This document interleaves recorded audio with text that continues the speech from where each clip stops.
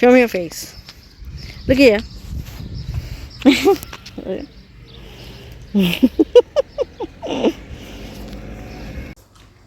Part 2.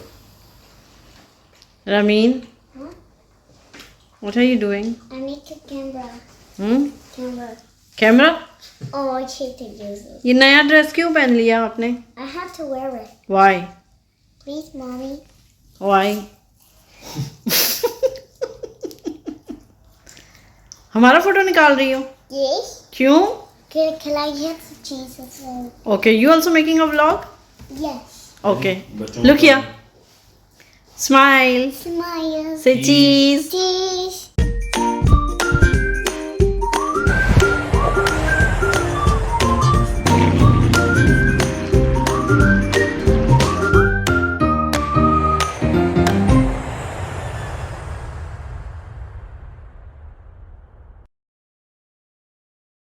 अस्सलाम वालेकुम and hello everyone. क्या हाल है आप सबके? उम्मीद करती हूँ आप सारे ठीक ठाक होंगे और मज़े में होंगे।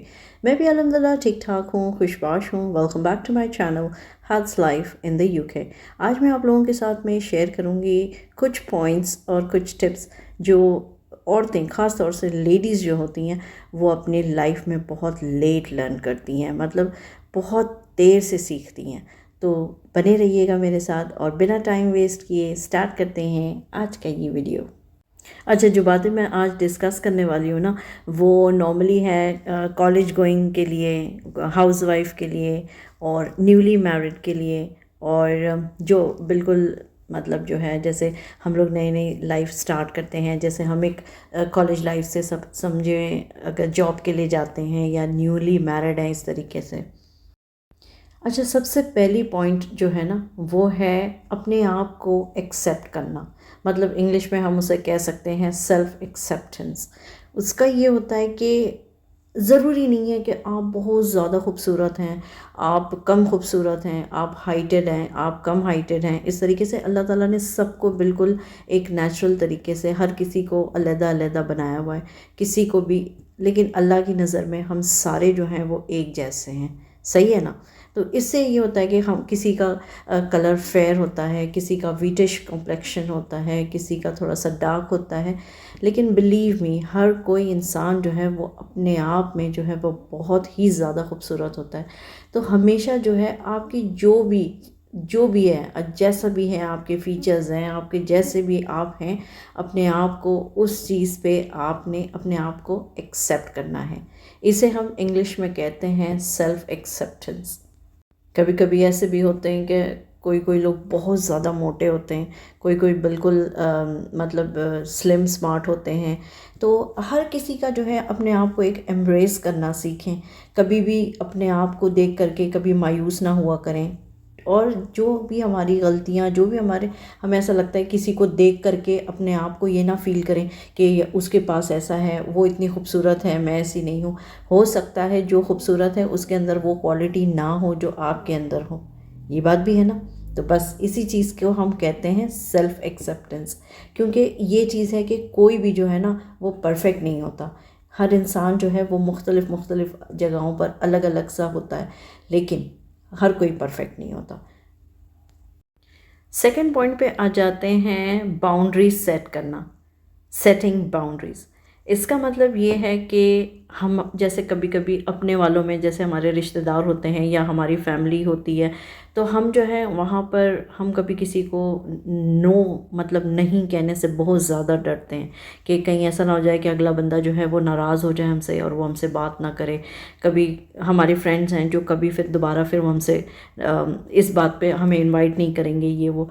लेकिन आपने सबसे पहले ये चीज़ देखनी है कि आपकी अपनी फैमिली जो है वो सबसे फर्स्ट प्रायोरिटी होती है। फैमिली में जैसे आपके हस्बैंड हैं, आपके बच्चे हैं, और मतलब जो आपके घर के काम, मतलब ये सब जो है वो आपकी फ़र्स्ट प्रायोरिटी होना चाहिए। हमेशा हमेशा सबसे पहले आपकी फैमिली।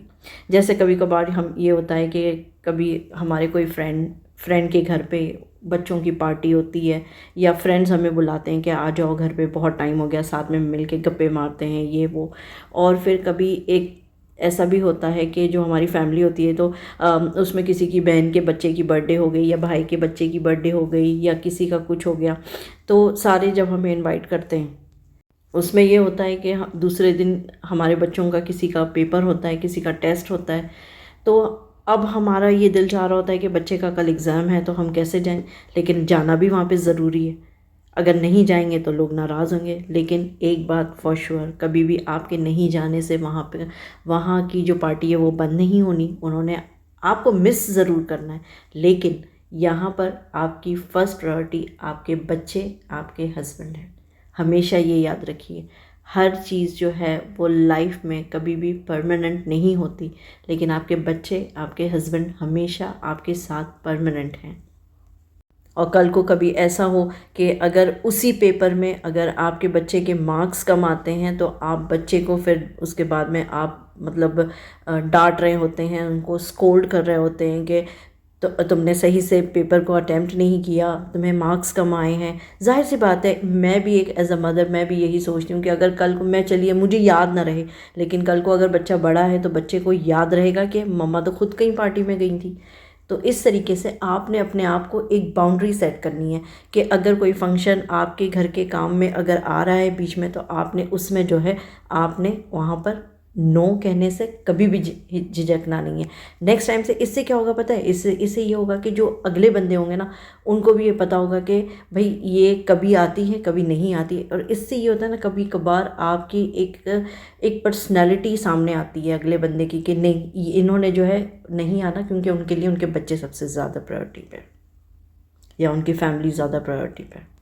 समझा सकते हैं कि नहीं, मेरे बच्चे का एग्ज़ाम है और मैंने उसको पढ़ाना है। काफ़ी चीज़ें होती हैं घर के अंदर जब बच्चों के एग्ज़ाम्स होते हैं। ज़ाहिर सी बात है, माएँ जो होती हैं जो बच्चों को ख़ुद पढ़ाती हैं तो वो भी बहुत ज़्यादा टेंस्ड में रहती हैं कि बच्चे ने कैसे परफॉर्म करना है, क्या करना है। जो बच्चे एकेडमी जाते हैं उनकी माओं को तो कोई फ़िक्र ना, लेकिन फ़िक्र ना मतलब ये है कि इन द सेंस कि आप जो है मतलब एक बर्डन जो है वो कम हो जाता है। लेकिन जो जिन बच्चों को माएँ खुद पढ़ाती हैं उनके लिए सबसे ज़्यादा बर्डन होता है। तो इसी पे अगर आपको कभी कोई इस तरीके से इनवाइट कर रहा है या कुछ कर रहा है तो आप पोलाइटली उस चीज़ को डिक्लाइन भी कर सकते हैं, एक अपनी बाउंड्री सेटअप करके। उसके बाद हम आ जाते हैं प्रायोरिटाइजिंग योर नीड्स। इसका मतलब ये है कि अपनी चीज़ों को सबसे पहले दर्जे पे रखें। First comes your priorities.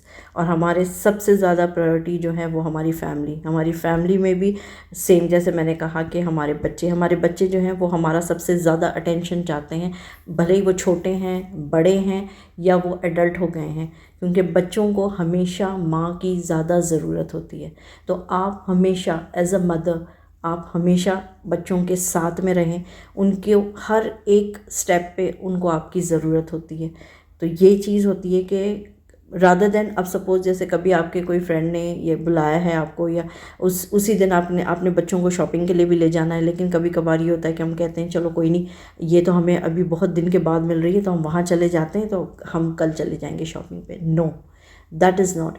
सबसे पहले अपने बच्चों को लेके जाएं, उनकी पहले जो चीज़ है वो उनकी जो रिक्वायरमेंट है उसको प्रायोरिटाइज़ करें। उसके बाद में जो लोग आपको बाद में मिलते हैं, once in a blue moon, no worries, they can be available for you even the next day. So इसी चीज़ के लिए आपने अपने आप को रेडी रखना है और अपनी चीज़ों को प्रायोरिटाइज़ करना है। होप कोई ऑफेंडेड ना हो कि जैसे कि बच्चे जब बहुत छोटे होते हैं तो मतलब जो लेडीज़ होती हैं उनको ये होता है कि हम मायके में जाएं, और but they don't know what they are losing. इसमें जब उनके बच्चे छोटे होते हैं, औरतें जो होती हैं वो अपने बच्चों के साथ में खेलने के लिए छोड़ देती हैं, लेकिन उनको नहीं पता होता उनके बच्चे के साथ में क्या हो रहा है, क्या मिसहैप हो रहा है, कि उन बच्चा उसको धक्का दे रहा है, खेल रहे हैं। बच्चे खेलते रहते हैं, बच्चे सारे मासूम होते हैं, लेकिन एंड ऑफ द डे आपके बच्चे आपकी प्रायोरिटी हैं। आप जो बड़े जैसे लेडीज़ को मैंने भी काफ़ी बार देखा हुआ है कि सारी लेडीज़ जो हैं वो एक साथ इकट्ठा हो जाती है, बच्चे क्या कर रहे हैं उनको कुछ नहीं पता।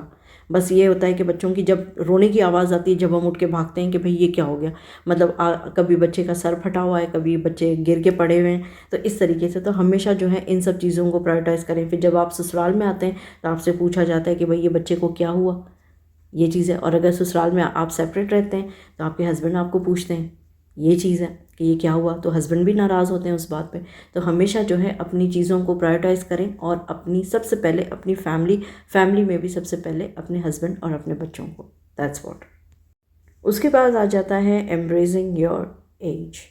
ये एक चीज़ ऐसी है कि हम, जाहिर सी बात है, जब हम छोटे थे, छोटे से थोड़े से बड़े हुए, फिर हम स्कूल गए, कॉलेज गए, यूनिवर्सिटी गए, फिर उसके बाद में जॉब किया, तो इससे ये होता है कि हमारी ये डिफरेंट स्टेजेस ऑफ लाइफ है। ख़ास तौर से काफ़ी लेडीज़ ऐसी होती हैं जिनको अपनी उम्र से कम दिखने का बड़ा शौक़ होता है। तो मतलब हमेशा इससे ये है कि आप अपने एज के हिसाब से ड्रेसअप करें। ये नहीं है कि अगर आप अपने 30s में या 40s में है तो आप 20s की तरह आप अगर मतलब अगर आप ड्रेसअप करेंगी तो वो कैसा लगेगा। कभी कभार हम अपने आप को आईने में देखते हैं, हम कहते हैं यार ये क्या चीज़ है, ये क्या कर लिया हमने। काफ़ी बार ऐसा होता है। तो लेकिन जब आप अपने एज के अकॉर्डिंग आप जब ड्रेसअप होंगे, then that is the point you look to graceful.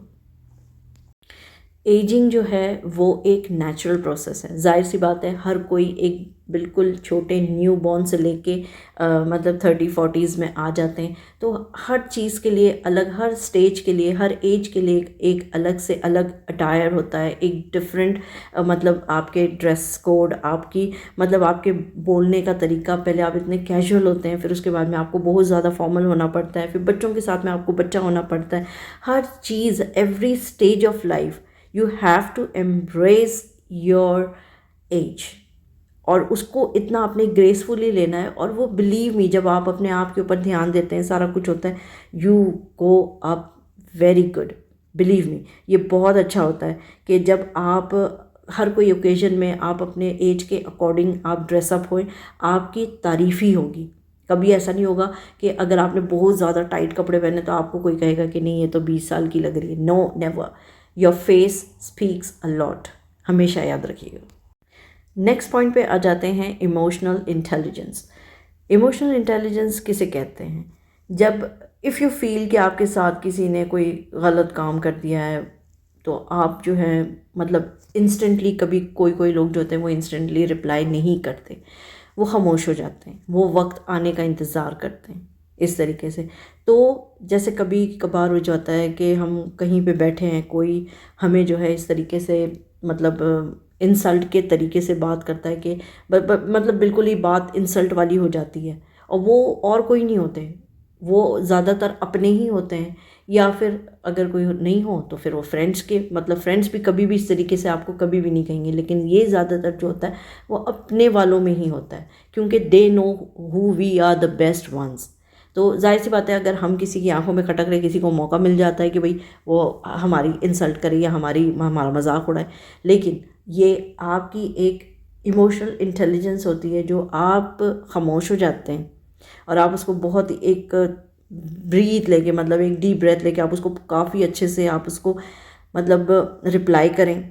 और ये चीज़ होती है। और जो वर्ड्स होते हैं ना, जिनको ना कि अपनी टोन को तेज़, अपनी वॉल्यूम को लो हाई अप करें, बल्कि एक अपनी वॉल्यूम को लो डाउन करके अपने जो सेंटेंस है जो आप फ्रेम करेंगे वो बिल्कुल ही प्यार मोहब्बत वाला फ्रेम करके रखें, ताकि अगला बंदा जो है वो ऑफेंडेड भी ना फील हो और उसको बात समझ में भी आ जाए। नेक्स्ट पॉइंट पे आते हैं वैल्यू ऑफ फीमेल फ्रेंडशिप। जैसे जाहिर सी बात है, मैं कॉलेज गई हूँ, यूनिवर्सिटी गई हूँ, जॉब भी हमने किया है, तो इसमें ये होता है कि हम बहुत से लोगों से बात करते हैं, बहुत से लोगों से, मीन्स एक दिन में बहुत सारे, समझो 500-600 लोगों से जब हम बात करते हैं, तो हम जो मेरे कॉलेज के फ्रेंड्स हैं, अगर आज भी मैं उनसे बात करती हूँ ना, बिलीव मी, रिलैक्स फील करती हूँ। इतना रिलैक्स होता है ना, जैसे अपने वालों से तो अम्मी से, खाला से, मामू से, अपने कज़न से, सब कज़न भाई बहन हैं जितने, सब से हम बात करते हैं, तो एक वो चीज़ होती है वो अपनाइयत की। लेकिन जब हम अपने फ्रेंड से बात करते हैं, हम अपनी पुरानी मेमोरीज़ में चले जाते हैं। कितना अच्छा लगता है कि जब हम उन मेमोरीज़ को जब हम याद करते हैं। और मतलब अगर आप अपने फ्रेंड से अगर 6 महीना 1 साल के बाद भी अगर आप बात करो ना, यानी इतना रिलैक्स फील होता है। बस ऐसा लगता है कि आप लोग उसी जगह, वही कैंटीन में बैठे हैं, वही हाथ में सैंडविच है, वही हाथ में मतलब कोक शोक है, जो भी है, तो आप इंजॉय कर रहे हैं उस चीज़ को। वो कहते होते हैं ना कि जब भी हम अपने दोस्तों से बात करते हैं, अपने फ्रेंड से बात करते हैं, तो हालांकि वो भी मैरिड है, उनके भी बच्चे हैं सारे, लेकिन हम लोग जो है ना वो फिर वो पीछे वाले मोड में चले जाते हैं जहाँ हम स्टूडेंट लाइफ जी रहे थे, सारा कुछ बड़ा बढ़िया सा चल रहा था सारा। तो यही चीज़ है। तो ऐसे ही होते हैं कि जब आपके पास अगर बेटियां हैं, बच्चे हैं, लड़के हैं, बेटे हैं, तो वो आपके सबसे बेस्ट फ्रेंड हो जाते हैं जब आपके बच्चे बड़े होते हैं। तो एक हर पॉइंट ऑफ, आज जैसे मेरे बच्चे छोटे हैं, कल को बच्चे बड़े होंगे, तो दोनों मेरी बेटियां हैं माशाल्लाह अल्हम्दुलिल्लाह, तो उसमें जो है इधर देखो दोनों ना, जो है वो मेरी बहुत अच्छी फ्रेंड्स बन सकती हैं। या Look here. that's what। जैसे आज मेरी अम्मी हैं और मेरी खालाएँ हैं, वो लोग मेरी सबसे अच्छी फ्रेंड्स हैं। अगर देखा जाए तो हम उनसे हर बात शेयर करते हैं, सारा कुछ हम शेयर करते हैं उनसे, तो बड़ा मज़ा आता है इन सब चीज़ों का ना। तो यही चीज़ होती है कि फिर उसके बाद वो चीज़ें चेंज होके फिर आपकी बेटियों पे आ जाती हैं, बेटे भी आपके बहुत अच्छे फ्रेंड्स हो सकते हैं। अब जो इम्पोर्टेंट बात आती है वो आती है फाइनेंशियल इंडिपेंडेंस की। उस if you are financially independent, कोई भी आपको कुछ कह नहीं सकता, कोई भी नहीं। मतलब ये किसी की ज़रूरत नहीं होती है। अगर आप पढ़े लिखे हैं, समझदार हैं, आपको पता है कि कौन सी बात कहाँ करनी है, कैसे करनी है, तो कोई भी आपको कुछ भी नहीं कहेगा, बिलीव मी। कई सारी अपॉर्चुनिटीज़ होती हैं जो एजुकेटेड वुमेन्स के लिए, मतलब पूरा रास्ता खुला हुआ है। मतलब जो पढ़े लिखे होते हैं, समझदार होते हैं, कॉन्फिडेंट होते हैं, उनके लिए तो वर्ल्ड इज़ वेरी नियर। मतलब मैं कह सकती हूँ कि हर चीज़ उनके लिए ईज़िली अवेलेबल है।